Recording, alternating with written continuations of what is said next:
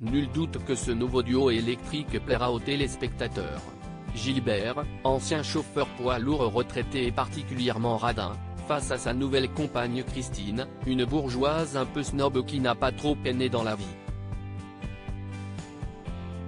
Pourtant, cette dernière est interprétée par Fanny Cotenson, actrice de renom, acharnée du travail et césarisée qui plus est. L'opposé de son personnage donc. Mais la comédienne n'est pas la seule à avoir trouvé sa voie sur petit et grand écran. En effet, il semblerait que son fils ait suivi le même chemin. Dans les années 1980, alors qu'elle vient tout juste de décrocher le César de la meilleure actrice pour son rôle dans L'Étoile du Nord, film réalisé par Pierre Granier-Desfers, Fanny Cotenson succombe au charme du réalisateur Roger Coggio.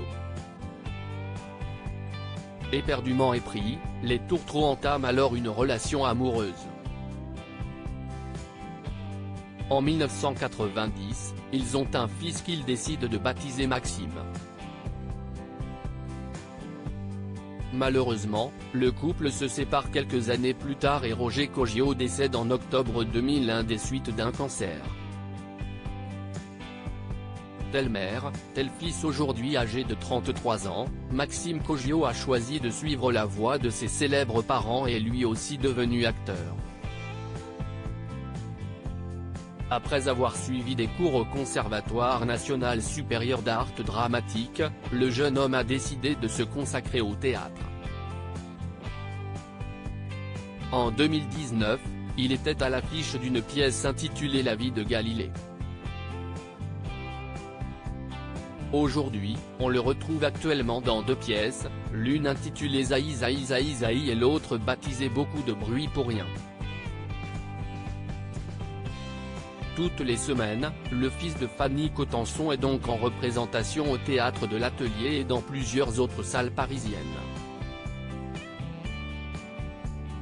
Un début de carrière qui fait sans nul doute la fierté de sa mère. Si le jeune comédien n'a pas encore atteint le degré de célébrité de sa maman, il lui reste encore de belles années pour faire ses preuves et, pourquoi pas, décrocher lui aussi un César un jour. Et qui sait, peut-être un jour pourra-t-on voir le fils de Fanny Cotenson sur grand écran.